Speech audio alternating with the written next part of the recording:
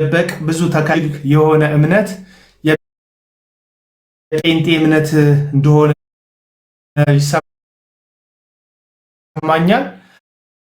ይህንን የምለው ደግሞ ያለ ነገር አይደለም። አንደኛ በመንፈስ ቅዱስ ስም ለመዋሸት በጣም የሚመች እምነት ነው። ምክንያቱም ብዙ ሰዎች መንፈስ ቅዱስን እንደ ቆሎ ጓደኛቸው እንሰማዋለን፣ እናየዋለን፣ ተገለጠልን የሚሉበት በቃ ለግል ፍላጎታቸው የመንፈስ ቅዱስን ድምፅ ለራሳቸው የሚያውሉበት ቤተ እምነት ቢኖር የጴንጤ እምነት ነው። ስለዚህ ይሄ የጴንጤ ስብስብ ራሱን መግዛት ራሱን ማወቅ አለበት። መንፈስ ቅዱስ የሚዋሽበት አምላክ አይደለም፣ መነገጃ አይደለም። ለምሳሌ መጽሐፍ ቅዱስ በትንቢተ ኢዩኤል መጽሐፍ ምዕራፍ 2 ላይ የሚናገረው አንድ በጣም ጥልቅ የሆነ ሐሳብ አለ። ይሄውም ሐሳብ መጽሐፍ ቅዱስ እንደምታውቁት ሞዴሬተሮች አላችሁ። የኔ ሞዴሬተሮች እጃቸውን ታብታብ ስለሚያደርጉ ሰው ሚዩት ምናምን አያደርጉ መሰለኝ እና ከርዕሱ ጋር የማይገናኝ ፐርሰናል ስድብ የሚሳደቡ ሰዎች ካሉ አባሯቸው። ትንቢተ ኢዩኤል መጽሐፍ ምዕራፍ 2 ላይ በስጋ ለባሽ ሁሉ ከመንፈስ ያፈሳለሁ ብሎ እግዚአብሔር ቃል የገባበት ትንቢት መጽሐፍ ነው እንደምታውቁት። ይሄ ትንቢት ደግሞ በሐዋርያት ሥራ ምዕራፍ 2 ላይ ተፈጽሟል። የእግዚአብሔር መንፈስ በስጋ ለባሽ ሁሉ ላይ ተፈጽሟል።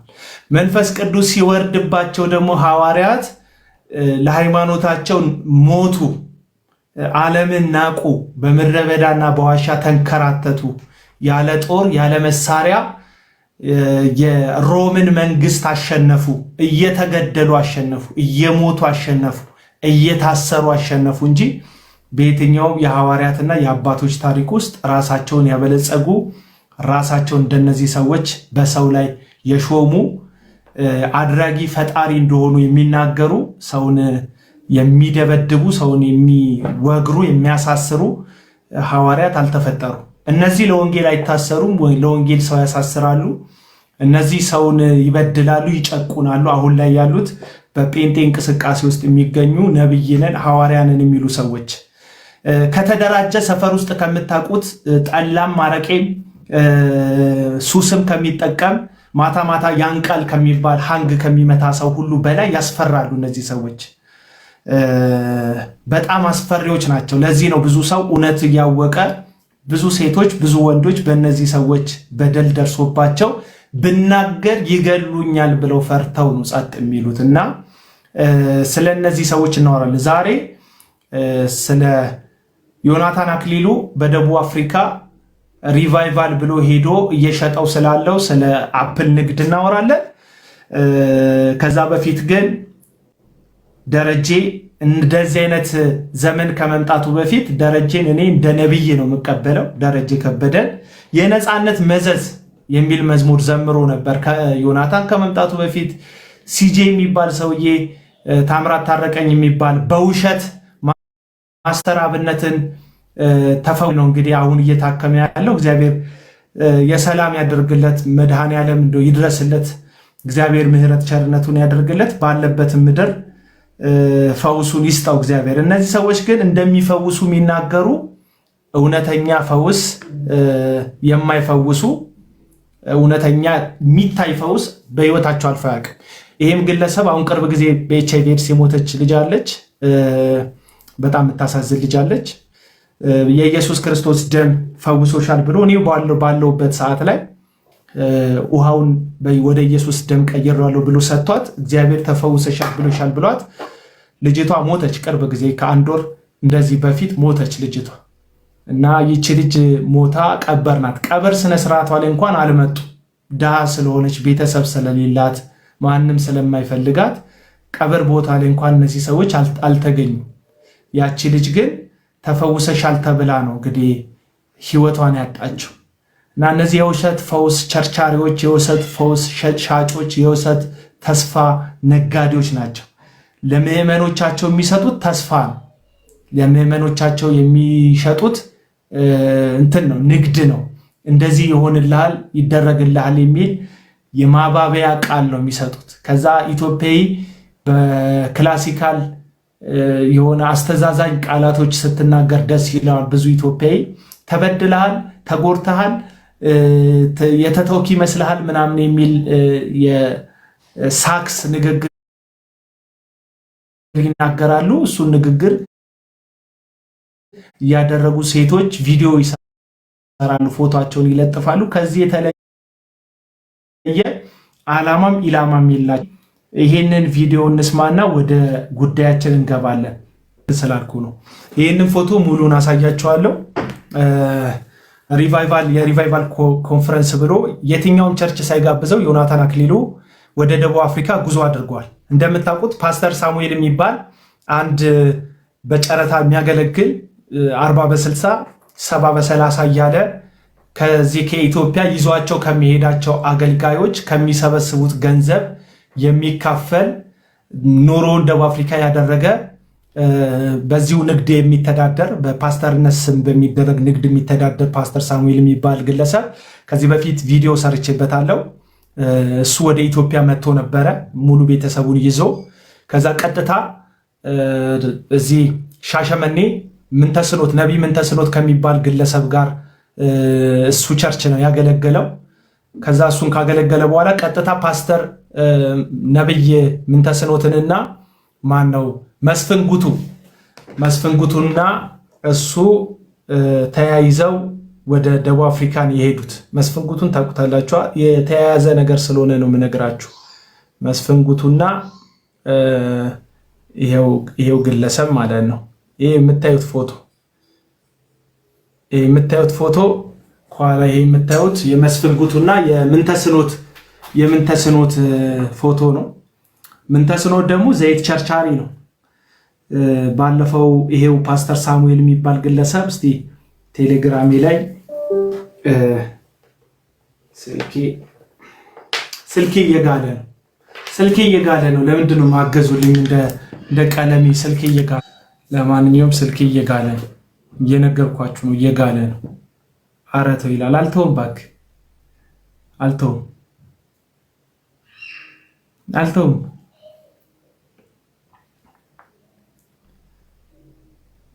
እሺ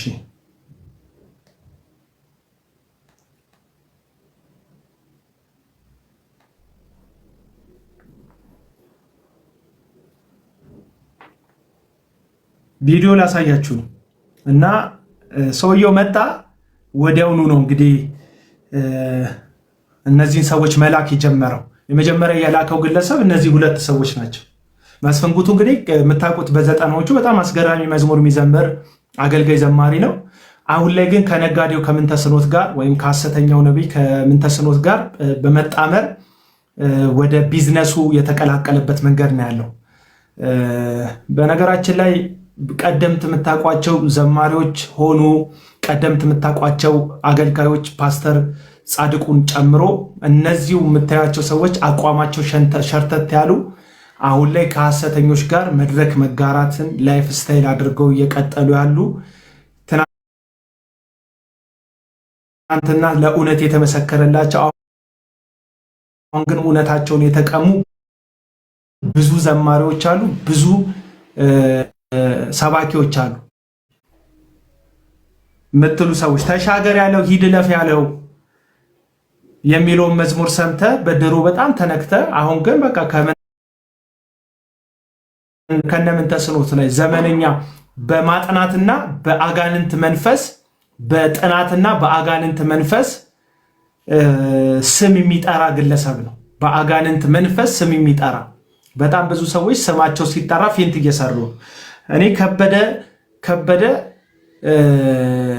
እንትና የሺ አረጊቱ ምናምን ስትባይ ፌንት የምትሰሪ ሴትዮ ዘንድሮ በጣም የምገርም ለስብሽ አዲስ ስለሆንሽው እሱ ስለጠራሽው ፌንት ምትሰራ አላውቅም። እኔ አሁን አቤል ብትለኝ ፌንት አልሰራም።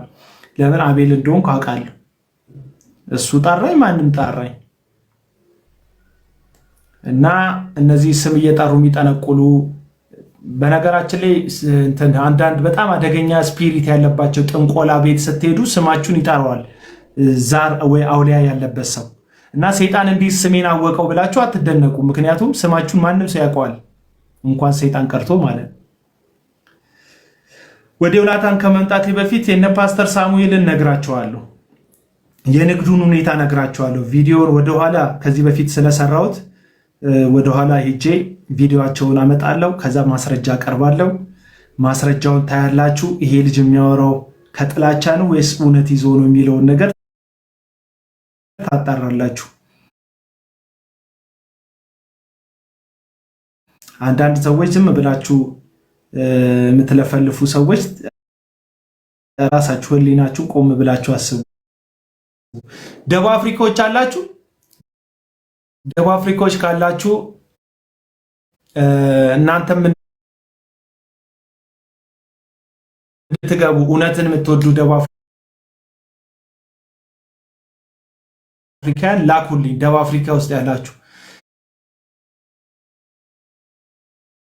የደቡብ አፍሪካ የከምባታ ማህበረሰብ የወላይታ ማህበረሰብ የሀዲያ ማህበረሰብ በብዛት እዛ የምትገኙ የወንጌል አማኝ የሆናችሁ ከዛ አካባቢ የምትወጡ ወገኖች እናንተን ታርጌት ያደረገ ስለሆነ የነዚህ ሰዎች ንግድ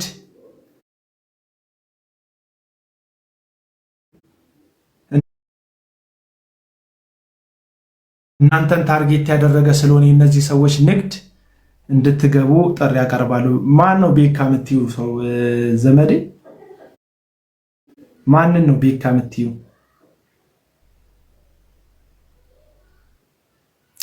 ቪዲዮ ቆየት ያለ ስለሆነ እሱ ሰርች እያረኩት ነው። እሺ ቪዲዮዎቹ አሉ።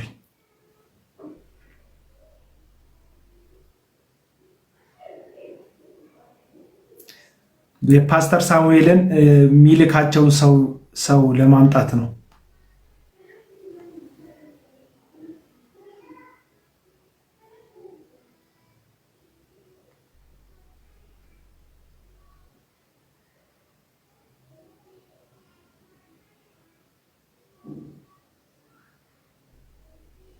ታፕ አድርጉ ወዳጆቼ። 100 ሺህም አልገባ።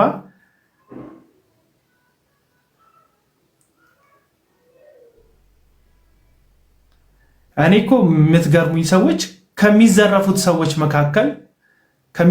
ሰዎች መካከል ሆነ ፊደል እንኳን መጻፍ ሳትችል የምናገረውን ነገር እንኳን ሳሰማ ቴቃጣል ዲፒን ይበል ኢሪሪ ይበል ምናምን እያልክ የምትጽፈው ወገኔ ለአንተ ብዬ ነው ጮሆ። ባትሰማኝም ብትሰማኝም ለአንተ ብዬ ነው ጮሆ።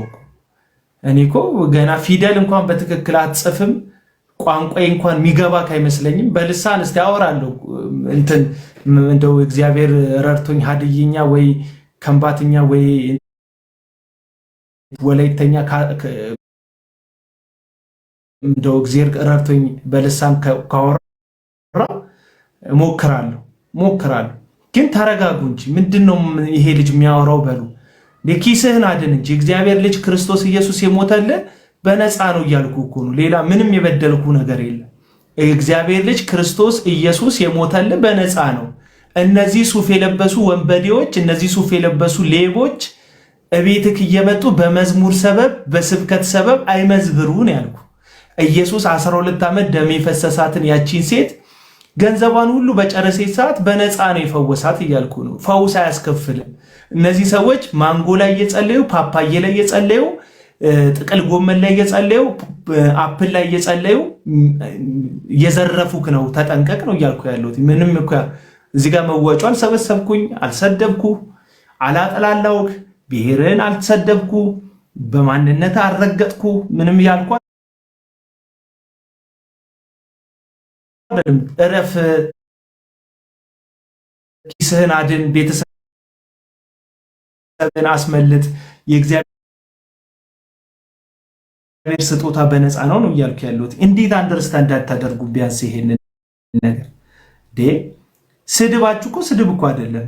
የሆነ እኮ እኔ እየዘረፍኳችሁ ነው የሚመስለው። እኔ እኮ እየነጠቅኩ ነው የሚመስለው እኮ አንተን አባባላችሁ እኮ ይሰድብ ቴቃጠል ምናምን ይሄ ሁሉ ፊደል ተሳስተ ከምትሰድበኝ በትክክል ብሰማኝ እኮ እንትን ትጠነቀቃለህ። ቢያንስ ትጠነቀቃለህ ቢያንስ።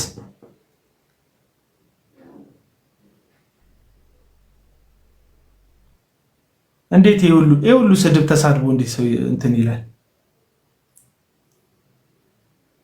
ይስታል?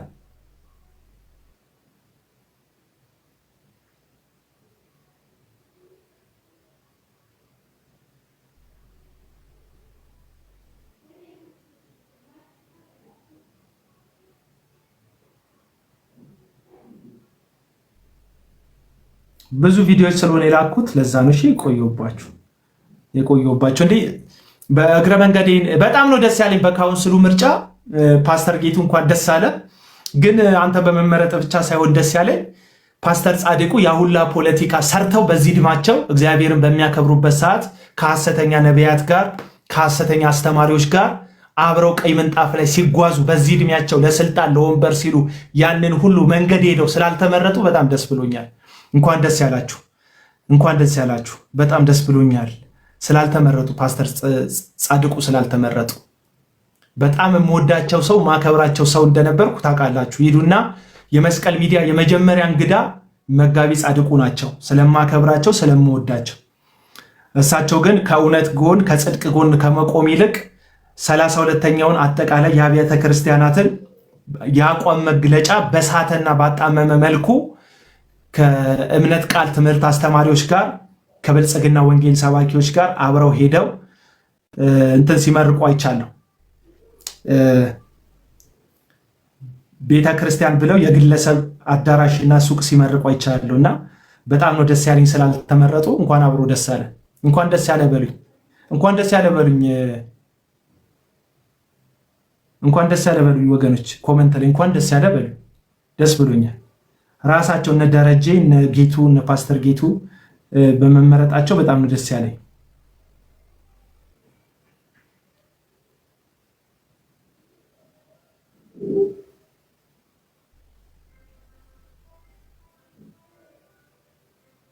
እንኳን አብሮ ደስ አለን። ቴንኪው ሉካ ቴንኪው። እንኳን ደስ አለ ሄርሞን ቴንኪው። በጣም ዳኒ እንኳን አብሮ ደስ አለን። ቴንኪው።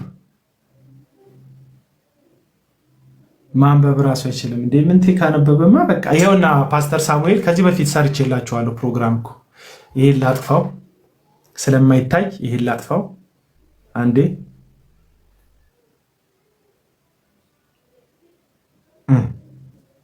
ፓስተር ሳሙኤል ይሄ ነው፣ ይሄ ነው፣ ይሄ ነው ፓስተር ሳሙኤል፣ ይሄ ነው ፓስተር ሳሙኤል ይባላል። ይታያቸዋል። ፓስተር ሳሙኤል ይባላል።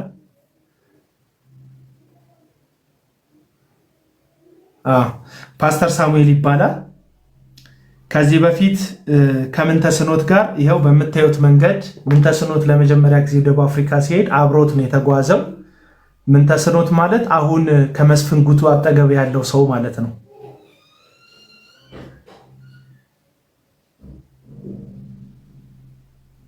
ሳውዝ አፍሪካ። ስለ ሳውዝ አፍሪካ ነው ዛሬ የማወራው። ሳውዝ አፍሪካዎች ሰብሰብ በሉ እስቲ። ስለ ሳውዝ አፍሪካ ነው የማወራው። ይሄን ይመስላል።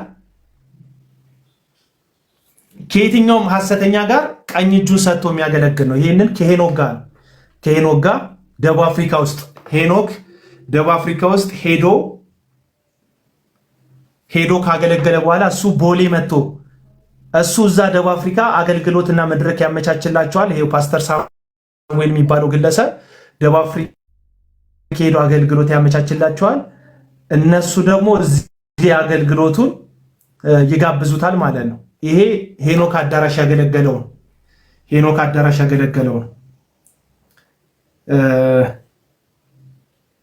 ይሄ ደግሞ የምትመለከቱት ሳር ቤት ኦሮሚያ ከምንተስኖት ቸርች ያገለገለው ነው። ይሄ ደግሞ እሱ እዛ ገንዘብ እንዲሰሩ ያደርጋቸዋል። ምንድን ነው የሚያደርገው? መንገዱን ያመቻችላቸዋል። ያው እንደምታውቁት በህጋዊ መንገድ ደቡብ አፍሪካ አይገባም። አንድ አገልጋይ መቼም መግባት ያለበት የሀገሪቱን ህግ አክብሮ ነው። እንደ ሌባ ሹክክ ብሎ አይገባም።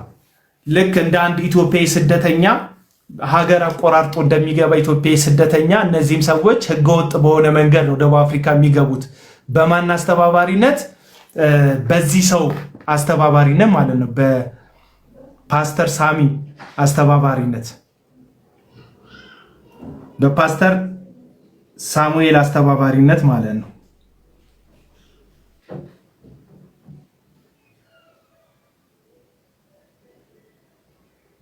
እሺ ታዲያ ምንድነው የምትለን ካላችሁ ይሄ ሰው ሐሰተኞቹ እዛ ሀገር ሲሄዱ ሐሰተኞቹ ደባብ የሚሸጡ ከሆነ ከቲሸርቱ ንግድ ይካፈላል። መጽሐፍ የሚሸጡ ከሆነ ከመጽሐፉ ሽያጭ ይካፈላል። ለነሱ መንገዱን ያመቻችላቸዋል። ህዝብ ደቡብ አፍሪካ ህዝብ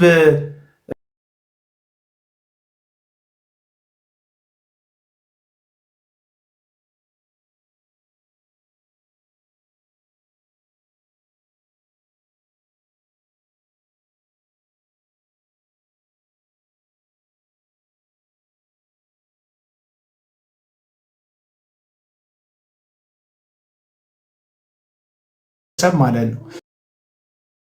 እሱ ከመጣ በኋላ ማን ሄደ? ምንተስኖት ሄደ። ምንተስኖት ሐሰተኛው ነብይ ምንተስኖት ሄደ። ይሄ ሰው እዛ ሄዶ ሰው እንዲዘረፍ፣ ሰው እንዲበላ፣ ሰው በእነዚህ ሰዎች እንዲታለል እድል የሚያደርግ ነው። እዚህ ጋር ስሙት ምን እንደሚል።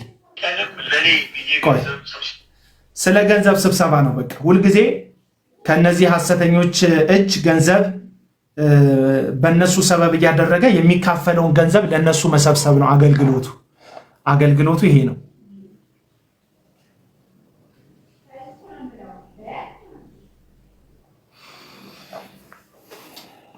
ይቅርታ እንትኔ ኮኔክት የሚያደርግ ከጠፋ ትጠፋለች። እሷን ኮኔክት ለማድረግ እየሞከርኩ ነው ድምፁ እንዲሰማችሁ።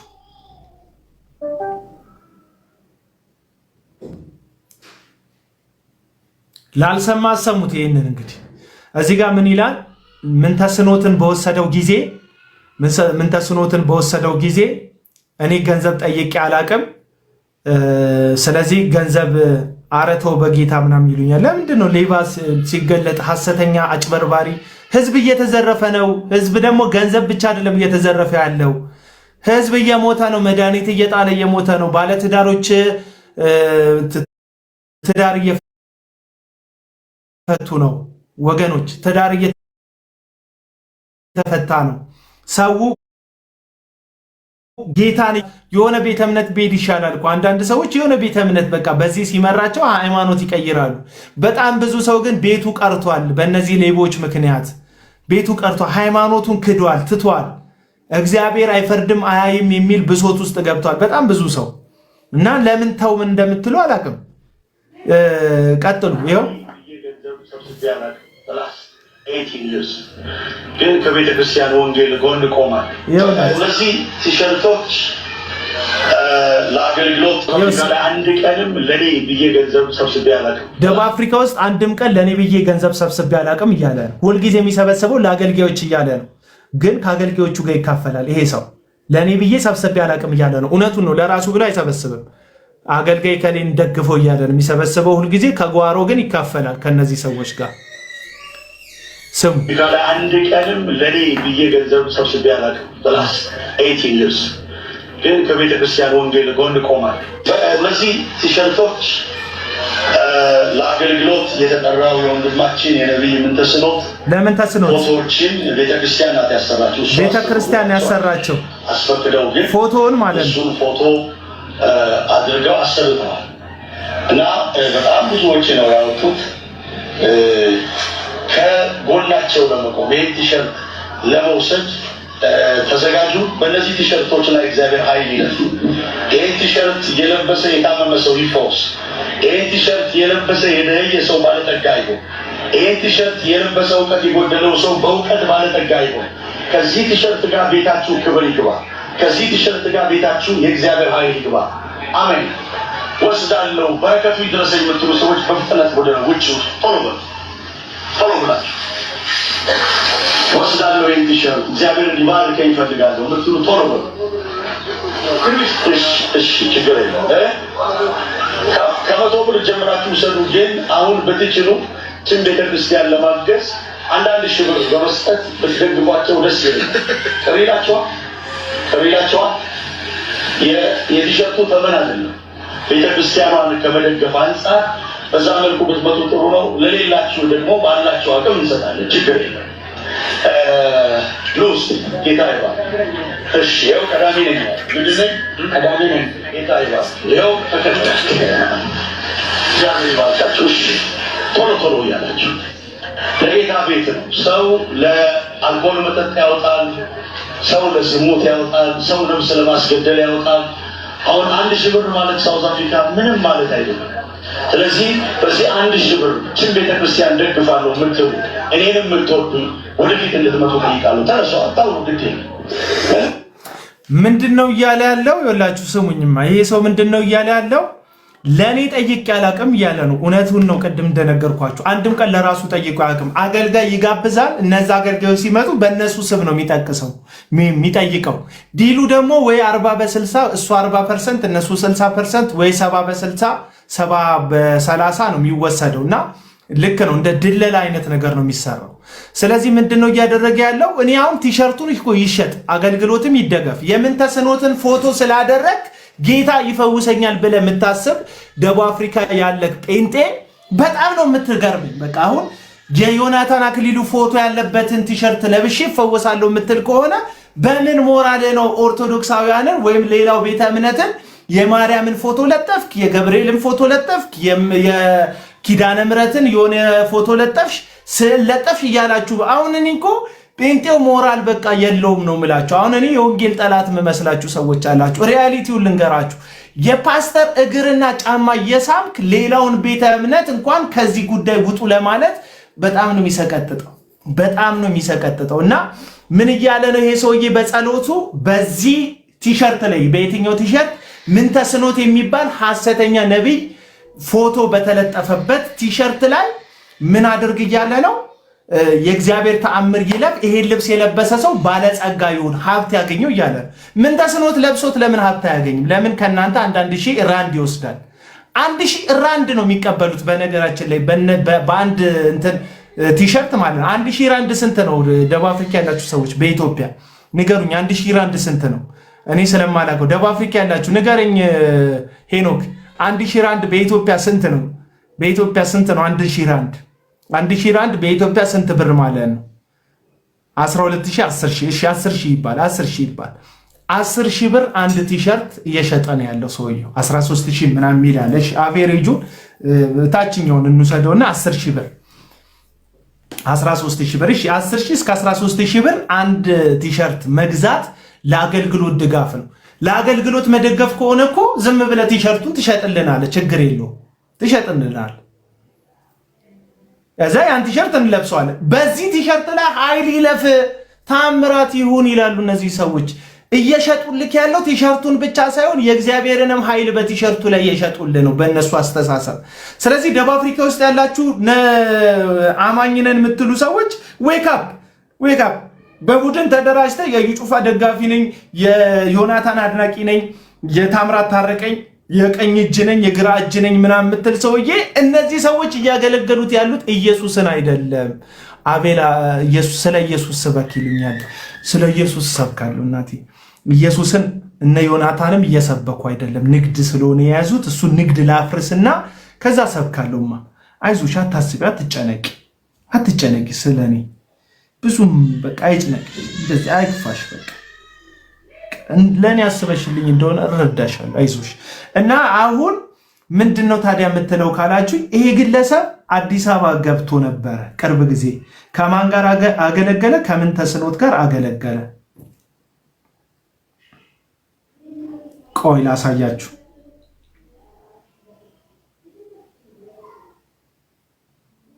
ፓስተር ሳሙኤል ጌታቸው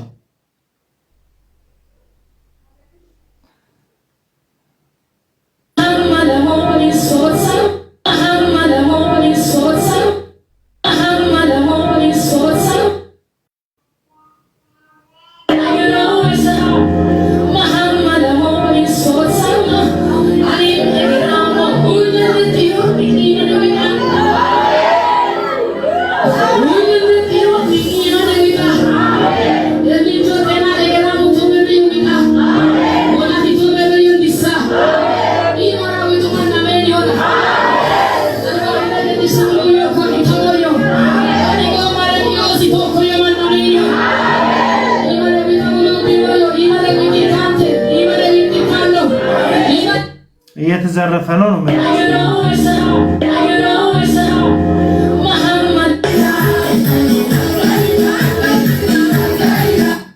ላሳያችሁ ነው። ይቅርታ ድምጽ ይቅርታ ስለ ድምጹ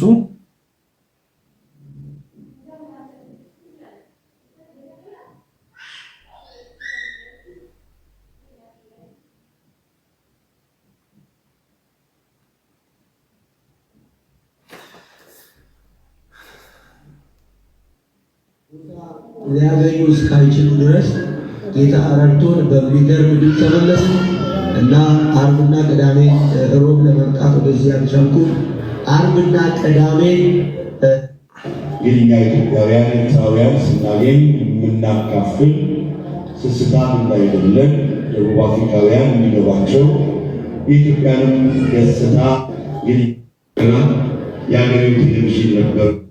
ሶፍታና አብላችሁ ተናገሩ። የመጀመሪያው ፕሮግራም ይሄ ፕሮግራም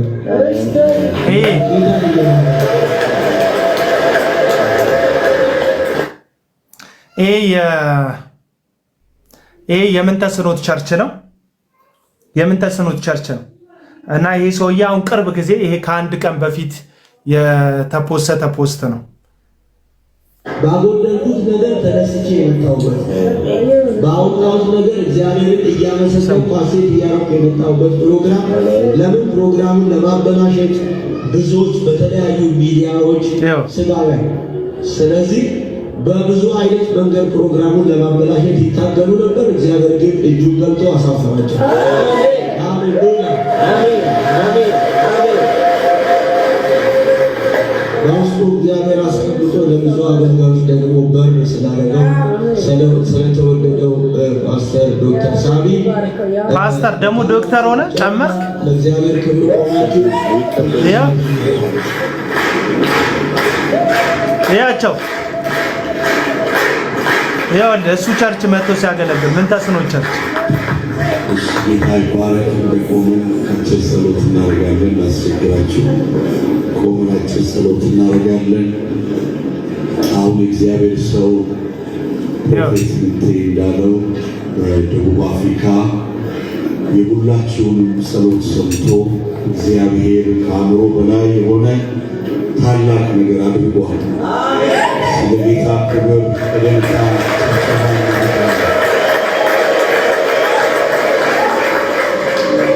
ምናልባት ከተነገረው ያነሰ እንጂ እየተነገረ ያለው የበዛ ኤግዛጅሬት የሆነ የተጋነነ አይደለም።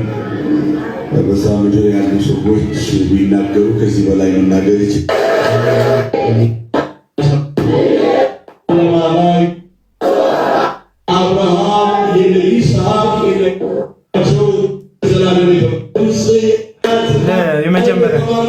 የመጀመሪያ ንግግሩ ላሰማት በክርስቶስ ኢየሱስ ደም አሁን በመካከላችን ቤት የሆነውን ጌታ ስለዚህ ልዩ አጋጣሚ አመሰግናለሁ። በመቀጠል ደግሞ በጣም የምንወደውን የምናከብረውን ለምድራችን አልፎም ለዓለማችን እግዚአብሔር በረከት ስጦታ አድርጎ ያስነሳውን የቤተ ክርስቲያኒቱን ባለራዕይ እና መሪ ወንድማችን ነቢይ ምንቴን እግዚአብሔር አብዝቶ ይባርከው። እስቲ ያጨብጭቡለት። አብረውት የሚሰሩትን ቪዥን ፓርትነርስ፣ ፓስተሮች፣ የሙሉ ጊዜ አገልጋዮች፣ በተለያየ አገልግሎት ዘርፍ የሚያገለግሉትን ሁሉ እግዚአብሔር ይባርካቸው። ዲያቆናትን፣ ጸለያንን፣ ካሜራማኖችን ሁሉንም ጌታ ይባርካቸው። እንዲሁም ደግሞ ወላጅ እናቱን ማመስገን እፈልጋለሁ። እሳቸው የጸሎት ሰው ናቸው። እሳቸውንም ጸሎት ሰምቶ ወንድማችንን እየረዳ ስላለ ጌታ በጭብጨባ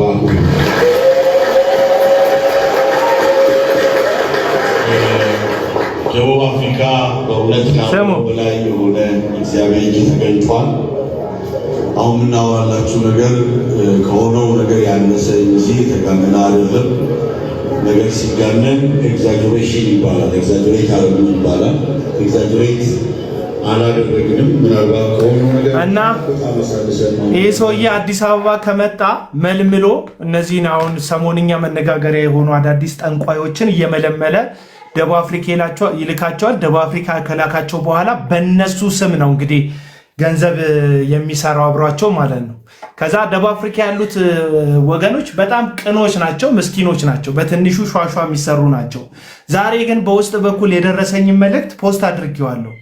ሐሰተኛው አገልጋይ ዮናታን አክሊሉ በደቡብ አፍሪካ ሪቫይቫል ብሎ ተገኝቷል። ሪቫይቫል ብሎ ማለት ነው። ሪቫይቫሉ ግን የመንፈስ ቅዱስ ሳይሆን የአፕል ሽያጭ ሪቫይቫል እንደሆነ ልነግራችሁ ነው ዛሬ በዚህ በኩል ያለሁት። እና ደቡብ አፍሪካ ያላችሁ ሰዎች ካላችሁ ከዚህ በፊት ስለሆናችሁት አንዳንድ ነገር ተሞክሮ የእውነተኛ ተሞክሮ ማውራት የምትፈልጉ ሰዎች ቁጥር አሳዩኝ፣ የንግድ የሌቦችን ተሞክሮ እንድታሳዩኝ ማለት ነው። ይሄኛውን ፎቶ ላሳያችሁ፣ ሙሉውን ፎቶ። ይሄ ፎቶ እዚህ ጋር ምን ይታያቸዋል ወዳጆች? እዚህ ጋር ምን ይታያቸዋል? እዚህ ፎቶ ላይ ይሄ ማለት ከመድረክ ጀርባ ዮናታን አክሊሉ ከመድረክ ጀርባ የምታዩቸውን አፕሎች ጸልዬበታለሁ እያለ ከዚህ ቀደም ደቡብ አፍሪካ በነበረበት ሰዓት ላይ አንድ አፕል በ20,000 ራንድ ነው ሲሸጥ የነበረው። 20,000 ራንድ፣ 15,000 ራንድ፣ ደግሞ 10,000 ራንድ ነበር ሲሸጥ የነበረው አንድ አፕል ማለት ነው። አንድ አፕል እና ከዚህ በፊት እኔም እሱ ጋር በነበርኩ ሰዓት ነው እዛ ቦታ ላይ አፕሉን ሽጦ የመጣ ጊዜ። የዛን ጊዜ አፕሉን እንደሸጠ ሰዎች ማውራት ሲጀምሩ አፕሉን ሽጧል ተብሎ ሲታማ እኔን መኪና ውስጥ ወስዶ እኔ እንደነዩ ጩፋ የነገረኝ ነው የምነግራችሁ። እኔ እንደነዩ ጩፋ ዘይት ወይም ደግሞ እቃ ላይ ምሸጥ ሰው አይደለሁም። ምክንያቱም እኔ ሳላቋርጥ ገንዘብ የምጠይቅበት ምክንያት አለኝ። እሱም መልካም ወጣት ነው ብሎ ነግሮኛል። ይህንን እኔ የራሴ ምስክር ሆኜ የምናገረው ነው። በጆሬ ለራሴ ለብቻዬ ነገረኝ ማለት ነው። እኔ የማያቋርጥ ገንዘብ የምጠይቅበት ምክንያት አለኝ። ምክንያቱ ምንድነው? መልካም ወጣት ነው። ስለዚህ መልካም ወጣት የማይቋረጥ ገንዘብ መጠየቂያ ምክንያቱ እንደሆነ ዮናታን ያውቃል። ስለዚህ በሚሄድበት አገልግሎት ላይ እኔ አዝናለሁ። መልካም ወጣት ሄዳችሁ ምግብ ሰዓት ላይ መንገድ ላይ ቁጭ ብሎ አንድም ቀን ወንበር አይሰራላችሁ፣ መመገቢያም ካፌ አይሰራላችሁ። በየቦታው ምግብ እንድታነሱ አድርጎ ካሜራማኖቹ ደቅኖ ይሄ ግለሰብ በየቦታው እናንተን ፎቶ ያነሳችሁና ምግብ በየቦታው ሳር ላይ ስትበሉ፣ ድንጋይ ላይ ቁጭ ብላችሁ ስትበሉ፣ ጎማ ላይ ቁጭ ብላችሁ ስትበሉ ፎቶ ያነሳችሁና ይሄ ፎቶ አውሮፓና አሜሪካ ሲሄድ ስክሪን ላይ ለጥፎት መልካም ወጣቶች መጥተው ይማራሉ፣ ነፃ ይወጣሉ፣ ብዙ ታምራት እግዚአብሔር ያደርጋል። ነገር ግን ይኸው መመገቢያ ራሱ የላቸውም እያለ በእናንተ ፎቶ ነው ገንዘብ የሚሰበስበው። መመገቢያውን ግን ይሰራዋል አይሰራውም? መልካም ወጣት ከመጀመሩ ከ3 ወር በፊት ዮናታን አክሊሉ አንድ አሸዋ፣ አንድ ሲሚንቶ፣ አንድ መኪና ሲሚንቶ፣ አንድ አሸዋ መኪና፣ አንድ ጠጠር የጫነ መኪና ሲያስገባ ያሳያል። ብሎኬት ጥቂት አንድ መኪና ብሎኬት ያስገለብጥና የሆነ ቦታ ላይ ግርፍ ሲገርፉ ምናምን ያሳያል። እየገነባው ነው ይላል። መቼም የማያልቅ የማይጠናቀቅ በ4 እና በ5 ዓመት ውስጥ ጨርሰዋለሁ ብሎ ይሄው ከ6 ዓመት በላይ ከ7 ዓመት በላይ የፈጀ ስራ ቢኖር የመልካም ወጣት ግንባታ ጉዳይ ነው። ይሄ ግንባታ ለምንድን ነው የማያልቀው? ገንዘብ ሰዎች ስላላወጡ አይደለም። ከዚህ በፊት በፕላቲኒየም ደረጃ በወርቅ ቤተሰብነት በፕላቲኒየም ቤተሰብነት ሰዎች ስትመጡ ትጸልያላችሁ እኔ ጋ ብሎ በዙር በጣም ብዙ ቤተሰቦችን በጣም ብዙ ሺህ ብር አስከፍሏቸዋል። ይሄ ግለሰብ ማለት ነው። ግን ግንባታው የሚጠናቀቅ አይደለም። ከዚሁ ከመልካም ወጣት ግንባታ ጋር ተያይዞ እዛ አካባቢ ላይ ያሉ በጣም ብዙ ሰዎች መልካም ወጣቶች ሲሄዱ በቡና ጠጦች ይጠቀሙ ነበር፣ ዲስትሮች ይጠቀሙ ነበር። እዛ አካባቢ ላይ ያሉ እያንዳንዱ ዕቃ ስሊፐር የሚሸጡ የሆነ ነገር የሚሸጡ ሰዎች ይጠቀሙ ነበረ። ምክንያቱም መልካም ወጣት ዋናው ቸርች ላይ ስለነበር ማለት ነው። አሁን ግን ያደረገው ምንድነው? ቢዝነሱን ሁሉ ጠቅልሎ የራሱ ለማድረግ ትልቅዬ አዳራሽ ገነባ። እዛው ግቢ ውስጥ አዳራሽ ነው የገነባው። አዳራሹ ውስጥ ይሄዳሉ፣ ከአዳራሹ ወጥተው እዛው ያድራሉ። ምንም የመኪና ወጪ የለም፣ ምንም ነገር የለም። ሙሉን ሙሉን ወጪ የራሱ አደረገው ማለት ነው። የመጀመሪያው ቡና ይሸጣል፣ ሲሊፐር ይሸጣል፣ መጻፊያ እስክሪብቶ ይሸጣል፣ እያንዳንዱን ነገር ይሸጣል። በሺዎች የሚቆጠሩ ወጣቶች ከሱ ነው ገንዘብ የሚያገኙት። መመዝገቢያ ብቻ ሳይሆን የትራንስፖርት ብቻ ሳይሆን የሚከፍሉት ለእያንዳንዱ ነገር ወጪ ያወጣሉ እዛ ቦታ ላይ። ይሄም እኮ ሆኖ ግንባታው ቢጠናቀቅና ያለንን 3D ፕሪንት ያሳየንን ይሄ ነው መልካም ወጣት ብሎ ያሳየንን ነገር እውን ቢያደርግልን እኮ ጥሩ ነው። ነገር ግን መቼም እውን አይሆንም። ለምንድን ነው እውን የማይሆነው? እውን ማድረግ ስለማይቻል አይደለም፣ ሰው ገንዘብ ስለማይሰጥ አይደለም። ገንዘብ ይሰጣል። ግን ይሄ ፕሮጀክት ካለቀ ዮናታን አክሊሉ ገንዘብ መሰብሰቢያ ምክንያት አይኖረውም። ይሄ ፕሮጀክት ካለቀ ዮናታን አክሊሉ ገንዘብ መሰብሰቢያ ፕሮግራም አይኖረውም። ስለዚህ ገንዘብ መሰብሰቢያ አጀንዳው ስለሆነ ይሄንን አጀንዳ ያስቀጥለዋል። 20 ዓመት አያልቅም ይሄ ፕሮጀክት። እውነቱን ልንገራችሁ፣ ምክንያቱም ይሄ ፕሮጀክት ካለቀ ዮናታን በምን ገንዘብ ይለቅማል? ከማን ገንዘብ በምን ገንዘብ ይጠይቃቸዋል? እንትኑ ከተሰራ ማዕከሉ ከተሰራ ግንባታ ከተገነባ ማንን መጠየቅ ይችላል? አይችልም። ስለዚህ ግንባታው እንዲያልቅ የሚፈለግ አይደለም። ለምንድን ነው እንደዚህ የምትለኝ ስትል ኮንሰንትሬት ተደርጎ እየተሰራ ያለው ለዛ ነው። ስለ ድሃ ሲጠየቅ እና በአህያ እንሂድ እኛ ቪየት አንነደም በቪየት አንሂድ ብሎ በትዕቢት የሚወጠረው እናንተ ወጣቶች እንዲለወጡ እንዲቀየሩ ገንዘብ ከየትኛውም ሀገር ለቃቅማችሁ ከሰራችሁበት ከታክስ ላይ ከምን ላይ ከብድራችሁ ላይ ከምናችሁ ላይ ገንዘብ ትልካላችሁ ትሰጣላችሁ። ነገር ግን ይሄ ሰው መሬት ላይ አውርዶ ገንዘብ እንትን አይልበትም። ምንድነው እያደረገው ያለው ገንዘቡ ስትል ካናዳ የግል ቤት ገዝቷል። አንዳንድ ሰዎች ይሄን ስናገር ሪያሊቲውን ስናገር ምቀኛ ምናምን ይለኛል። ከቀናው እኔ በሀብታም ምቀናው በሼህ አሊ አላሙዲ ነው። ከቀናው ምቀናው ወዳጆቼ እዚህ በእግዚአብሔር ስም እየነገደ በመጽሐፍ ቅዱስ እያሳየ ሰውን በሚያጭበረብሩ አጭበርባሪዎች አልቀናም። ከቀናው ምቀናው ኢትዮጵያ ውስጥ ወርቅን አይተነውን በሚያክሉ ባለሀብቶች የዘይት ፋብሪካ ባላቸው ትልልቅዬ የብረታ ብረት ማቅለጫ ካምፓኒ ባላቸው ትልልቅዬ ሀብታሞች ልቀና እችላለሁ፣ ምቀኝነትም ካለብኝ ማለት ነው እንጂ በእግዚአብሔር ስም በእግዚአብሔር ቃል እያደረጉ በሚነግዱ ነጋዴዎች ለመቼም ልቀና አልችልም። በቃ ልቀና አልችልም። አሃ እነዚህ ሰዎች በቃኝ አይሉም። ዘያር ኦልሬዲ ሪች ምናምን ማለችኝ። አንዱ ልክ ነሽ፣ ባለጸጋው ሀብታም ሆነዋል። ባለጸጋ ሳይሆን ሀብታም ሆነዋል፣ ገንዘብ ይዘዋል። እነዚህ ሰዎች ግን የሚያገለግሉትም የሚያመልኩትም እግዚአብሔር አምላክን የሰራዊት አምላክ እግዚአብሔርን በኪሩቤል ላይ የሚቀመጠውን አልፋ ኦሜጋ የሆነውን አምላካችንን ጌታችንን መድኃኒታችንን ኢየሱስ ክርስቶስን ሳይሆን እነዚህ ሰዎች የሚያመልኩት ገንዘብን ነው የሚያመልኩት። ሰው ደግሞ አምላኩን መቶ አይፈልግም። ቢከፋሽም ከአምላክሽ ጋር ነሽ፣ ብታዝኝም ከአምላክሽ ጋር ነሽ፣ ብትደሰችም ከአምላክሽ ጋር ነሽ፣ ብትወድቂም ኃጢአትም በዚህም ሮጠሽ አምላክሽ እግር ስር እንደምትደፊው እነዚህ ሰዎች የሚያመልኩትና አምላክ ያደረጉት ገንዘብ ስለሆነ የምንም ያክል ገንዘብ ቢሰበስቡ በቃኝ አይሉ አይደለም። እነሱ ኤለን መስክም በቃኝ አላለም። ለነገሩ በቃኝ የሚባል ነገር የለም የገንዘብ መሰብሰብ ውስጥ።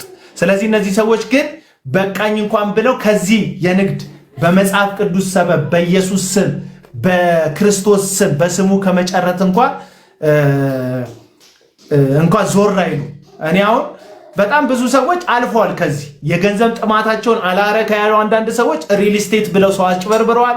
ሌሎች ደግሞ በጣም ብዙ ነገር ነው ፋውል የሰሩት፣ ብዙ ፋውል የሰሩት። ስለዚህ ዮናታን አክሊሉ በዚህ ሰዓት ላይ ምን እያደረገ ነው ካላችሁኝ በፊት ለፊት ኢየሱስን የሰበከ የሚመስል ሪቫይቫል እያለ ሰዎችን በተረት ተረት ትምህርት እየሞላ ከኋላ ግን አፕል አስቀምጦ እንደዚህ እየሸጠ ነው። ደቡብ አፍሪካዎች አላችሁ? አንድ ቁጥር ጻፉልኝ። ደቡብ አፍሪካዎች ከዚህ በፊት የገጠማችሁን ገጠመኝ አንድ ሶስት ሰው ምናምን ሰማለሁ። ደቡብ አፍሪካ እውነት የምትወድ የጽድቅ አገልጋይ ሆንክ፣ ከከምባታ የሆንክ፣ ከሃዲያ የሆንክ፣ ከወላይታ የሆንክ፣ ከሲዳማ የሆንክ ወደዛ ወደ ስደት የመጣ ከየትኛውም የኢትዮጵያ ምድር ላይ በስደት ደቡብ አፍሪካ የገባ እውነትን የምትወድ ሰውዬ ትገባለህ። ከዚህ በፊት ማን መጥቶ ምን አደረገ የሚለውን አንድ ሶስት ምስክርነት እንሰማለን። ማን መጥቶ ምን አደረገ? ዮናታን አክሊሉ በብዙ ራንድ አፕል ሽጧል። ምንድን እያለ ነው አፕሉን የሸጠው? ይህን አፕል የያዘ ይባረክ እንትን ይበል ብሎ ማለት ነው። እስቲ አንድ ስልክ መጥቷል፣ ማንሳት ያለብኝ ይመስለኛል።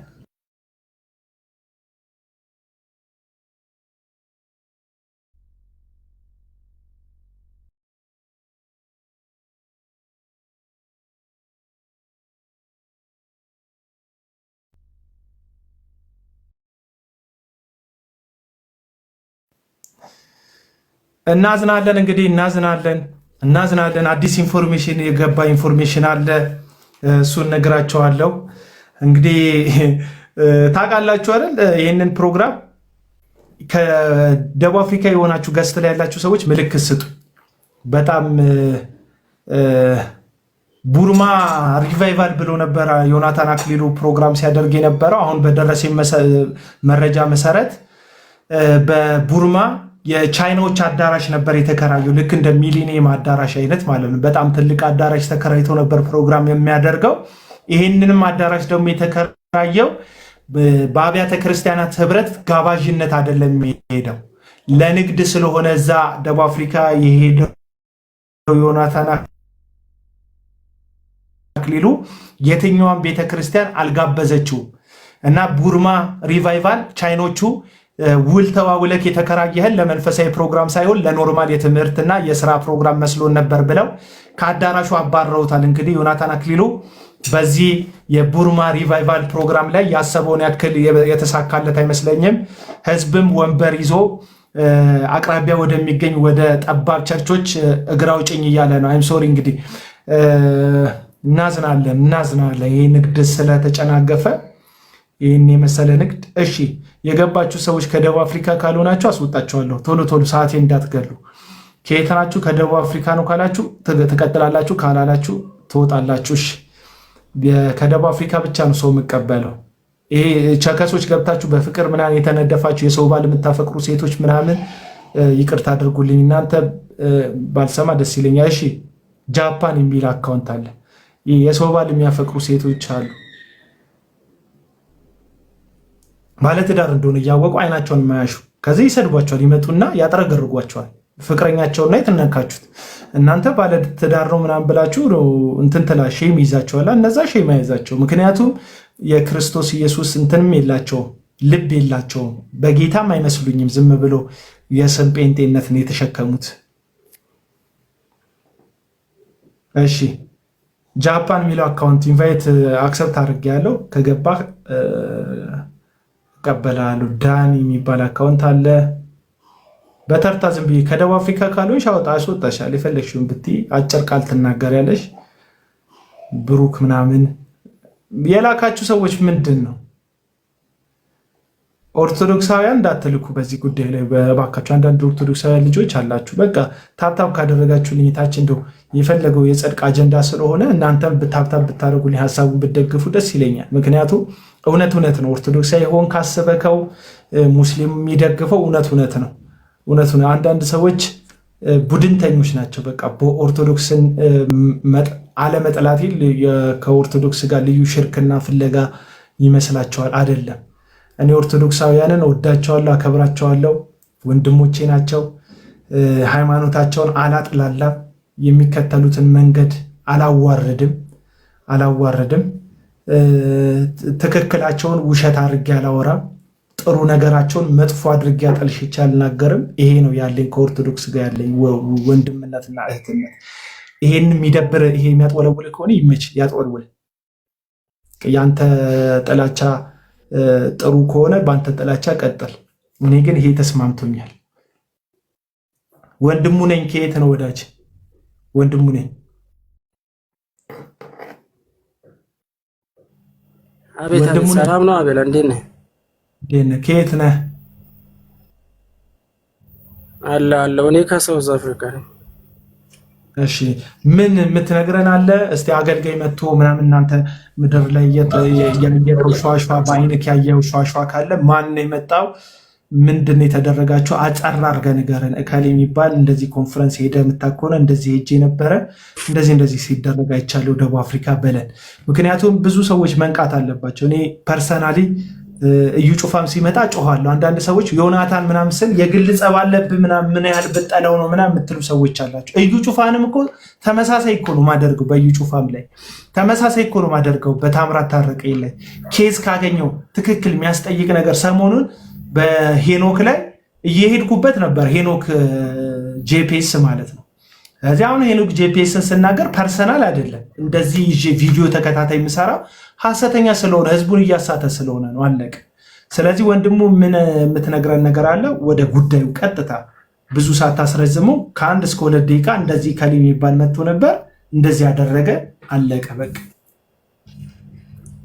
እሺ አይ ቀጥታ ስገባ እኔ በአይኔ ያየሁት ያጋጠመኝ ነገር አንድ ጊዜ እንትና መጥቶ ነበረ። ማን ነው ቤቴ ፋጋ ለመቀፍ ቤተክርስቲያን ነበር ባለ ሶፍት ማስተር ሶፍት እንትና መስፍን በሹ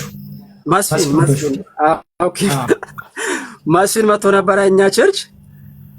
ያ አንተ የምትናገራቸው ነገሮች ሁሉም እውነት ናቸው። እኔ ብዙዎቹ እያዩ ራሱ እኮ ዝም ብለው ለማሞገት ይገባሉ። ግን እዚህ ሲመጡ ለ3 ቀን ኮንፈረንስ ነው አንድ ቤተክርስቲያን የሚመጡት። ግን 30 ቀን እዚህ ሀገር ቤተክርስቲያን ሆኖ የሚያገለግሉትን እንደዚህ ሰፖርት አያደርጉም፣ ምሎትን አይሰጡም።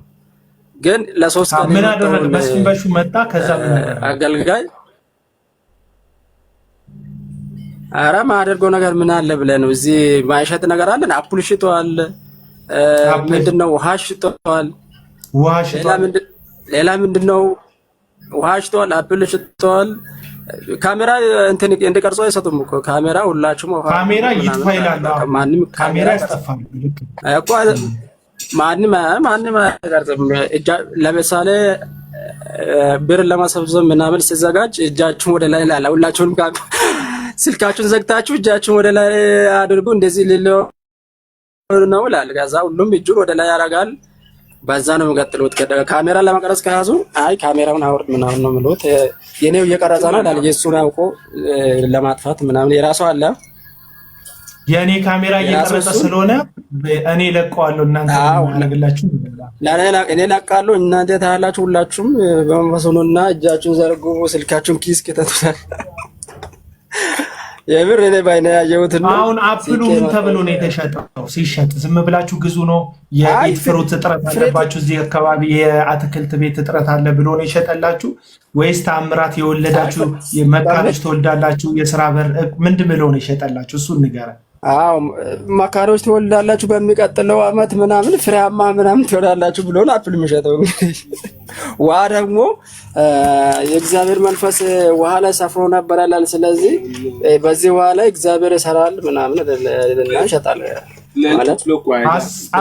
አስቡት ወገኖች፣ አስቡት የእግዚአብሔር መንፈስ ውሃ ላይ ሰፍሮ ነበር የሚለውን ቃል ጠቅሰው እነሱ በታሸገ ውሃ ላይ መንፈስ ቅዱስ እንዳለ እያደረጉ እንዳለ እያሳሰቡ ሰው ለሰው የሚሸጠው ይሄ ታዲያ መንፈስ ቅዱስ ላይ ሞክ ማድረግ አይደል? እግዚአብሔርን ማስቆጣት አይደል? ወዳጆቼ እሺ ትክክል የሚለው አካውንት አራ ከባድ ጥቅስ ነው የሚጠቅሰው። ሌላ ይቅርና እኔ ነብይ ነኝና መጽሐፍ ቅዱስ ራሱ ነብዩን የተቀበለ እኔን እንደተቀበለ ነው ይላል መጽሐፍ ቅዱስ ብሎ ያንን ጥቅስ እየጠቀሰ እኮ ነው የሚለቅመው ጌታ። እኔ ተካፍያለሁ ፕሮግራሙ ቸርች ሄጃለሁ። የኔ ቸርች ነው የመጣ አዛኛ እኔ የምሄድበትን ነው ያንን ጥቅስ ሁሉ እየጠቀሰ ነው ብር የሚለቅመው። አውራ ወንድሙ ቀጥል። አንድ ስልክ አውርቼ ይመጣል። እሺ ትክክል። እንዴት ነህ? ሰላም ነው። ሴት ነኝ። እንዴት ነህ? ኦኬ አማን ነው እግዚአብሔር ይመስገን። ወንድ መስሎኝ ነው ሶሪ። አይ ሴት ነኝ። የት ነው ያለኸው? እኔ ወደ ከዙሉ ናታል አካባቢ ነው። እኔም እዛ ነኝ። እኔም ወደዛ ነው። አይ ያ ወደ ኑካስ እና አንተ አልተሰራህም? ኧረ እኔ እንኳን የዛን ቀን እዚህ ሀገር መጥቼ ማባ ሳልሰራ ወጥቼ አላውቅም። የዛን ቀን ማባ ራሱ ሳልሰራ ነው የወጣሁት። እዚህማ እየመጡ እኮ ቢዝነሳቸውን ሸቅለው ነው የሚሄዱት። ኧረ በጣም የሚገርም ነው እንዴ የሚሰሩት ታክቲክ ግን ውሸት ይመስላል። አውቆ እያወቁ ራሱ እኮ ዝም ብሎ በደረቅ የሚከራከሩት አሉ። ግን የዚህ ሀገር ከዚህ ሀገር ግን እውነት ነው ብዙ ነገር በአይኔ ባላይ እኮ አላምንም ነበር። አይቼ ያመንኩት ነገር ብዙ አለ። እሱ ብቻ ነው። እሱን ስላየው እንትን ነው። ግን ማይመጡት የለም። እኛ ከተማ ይመጣሉ ብዙዎቹ እና ብዙ ነው። አዎ ደግሞ ከኢትዮጵያ ደግሞ እዚህ ነው የሚመጡት። አዎ ይመጣሉ። ሌላ ደግሞ ምንድነው 9 ሰው 10 ሺህ ብር ይዛችሁ ትንቢት ተነብያችኋለሁ 9 ሰው እያየው ነው እግዚአብሔር ያሳየኛል ይላል። 9ው ሲወጣ ከ9ው ነው የሚቀበለው ከ9ኙ 9 ሰው ይታየኛል ብሎ ከዛ 90 ሰው ሲወጣ ከ90ው ነው ጋዜጣሪ 9 ሰው ነው የሚያሳይ አይደል? በትክክል 9 ሰው ነው እያየው ያለው 9 ሰው 10 ሺህ ይዛችሁ ነውና ለተነብያችሁ ለጸልያለሁ ይችላል 90 ይወጣል ከ90ው ይቀበላል። ምንድነው? አይ ከባድ ነው። የሚገርም ነው። እሺ ትክክል። አንቺስ ከየት ነሽ? የሴት ድምጽ ላይ ሰው እኔም አዎ እንዴት ነህ? ሰላም ነው። እኔም ከሳውዝ አፍሪካ ነው። እሺ አንቺስ ምንድነው ያየሽ የሰማሽው? ደቡብ ሳውዝ አፍሪካ እኛ ቸርች ሄኖክና ኤፍሬም መተው ነበር። ዘማሪ ሄኖክ ጄፒኤስ እና ኤፍሬም ለልደቱ አይፎን የተቀበለበት ፕሮግራም እና ነው። አዎ እና ሰርጉ እየደረሰ አካባቢ ነው የመጣው። ሰርጉ ገና እየደረሰ ነበር እና ወደ 8 ሚሊዮን ብር ነው ምናምን ቸርች ገዝተው ነበረ መሰለኝ ሄኖክ እና በቃ ህዝቡን ጥብን ያደረጉት እንደዚህ ያክል ቃል እያስገባ በቃ ቃል እያስገባ ለቸርቹን የሆነ ግማሹን ከፍሎ ግማሽ የቀረበት ነበረ። እሱን ሊሰራ ነው የመጣው ሲመጣም ራሱ እና በቃ ያንን ብሩን እየሰበሰበ ነበር። ለ3 ቀን ነው የመጣው። ከዛ እሁድ ቀን የመጨረሻው ቀን ነበረ እና ሄኖክ ምን አለ ወደ መጨረሻው ጸሎት እያደረገ ምናምን ሰውን ቃል አስገብቷል። በቃ እንደዚህ የሚያመጡትን ማለት ነው። ከዛ ለኤፍሬም ምንድነው የሚያስፈልገው? እንግዲህ ኤፊም ሰርግ ደርሶበታል። ሰርግ ደጋሽ ነው እና ምንድነው የሚፈልገው? ምንድነው የሚያስፈልገው ብሎ ሲጠይቅ ህዝቡ ጸሎት አሉ። ከዛ ጸሎትን ማን ይጸልይለታል? ብር ነው የሚያስፈልገው አለ።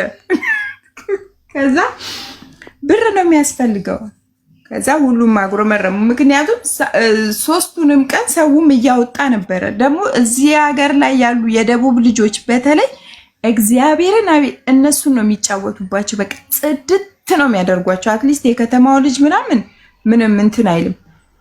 የደቡቦቹ ልጆች ግን በቃ እና ይሄ ደግሞ ትወርሳለህ እንዴት ታገኛለህ ሲባል በቃ እነሱም አሜን እያሉ ይዘራሉ። እነዛም እየመጡ ትወርሳለህ ይላሉ። ወርሰዋቸው ነው የሚሄዱት።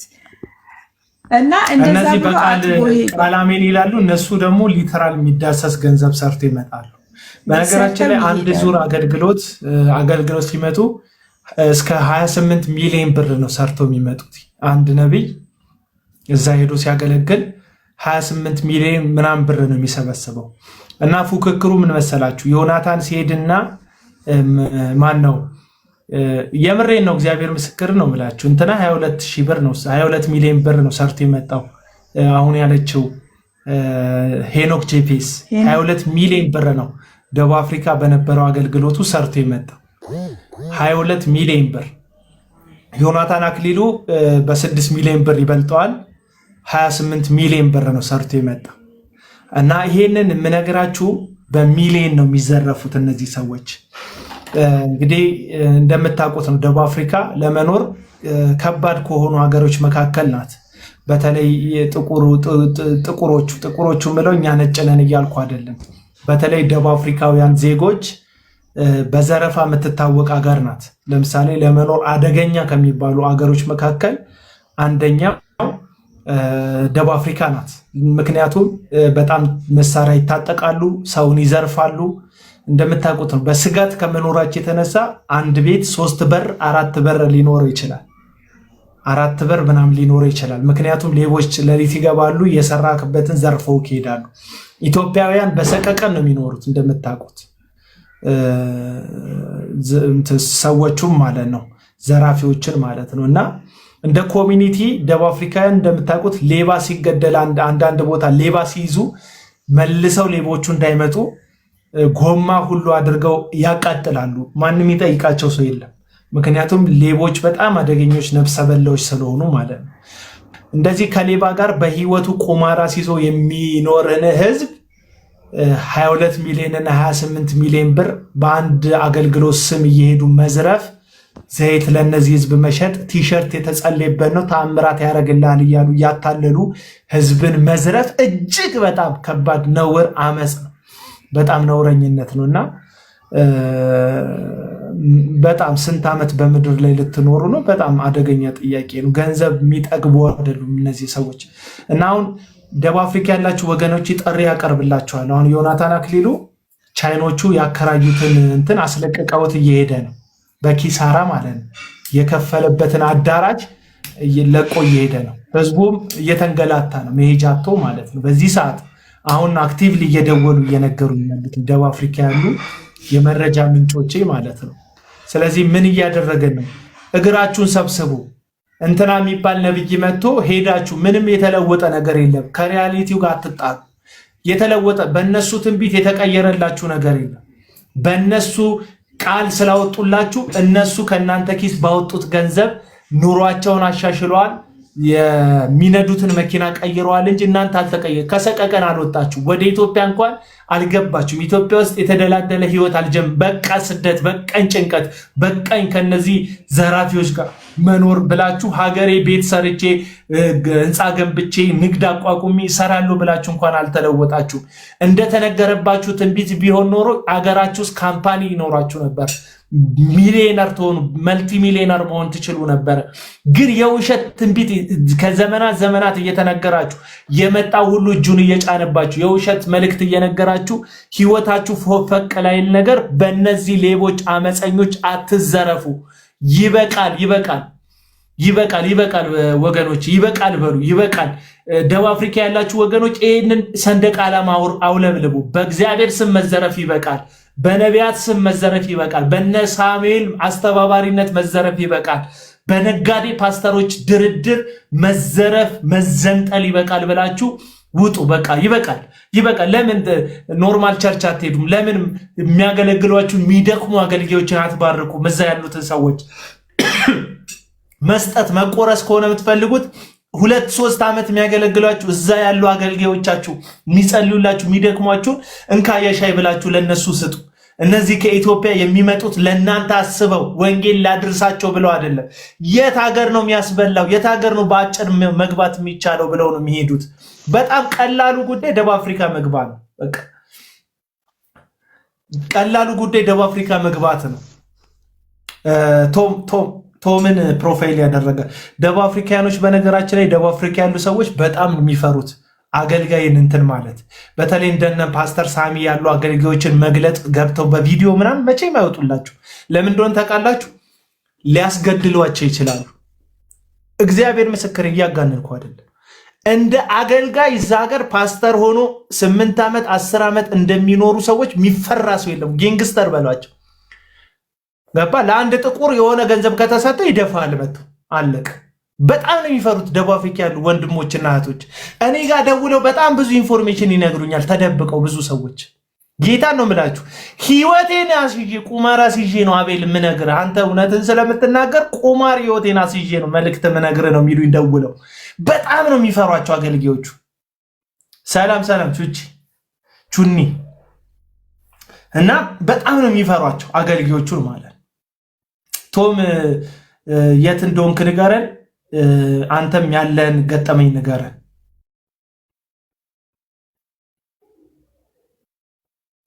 አቤል ማን ነው ሚውት ያደረገኝ? እኔ አላደረግኳችሁም።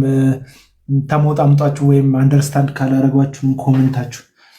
ቶም 4 ነጥብ ምንትን ሚውትህን ክፈተው፣ ማይክህን ክፈተውና ከየት እንደሆንክና እንትን ንገረን።